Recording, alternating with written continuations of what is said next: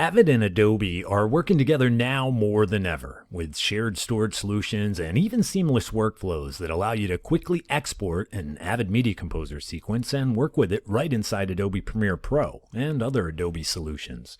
With that said, when I talk about nonlinear editing in our training classes, inevitably the discussion centers around how some still believe it's quicker and easier to open and begin working with video in Adobe Premiere Pro.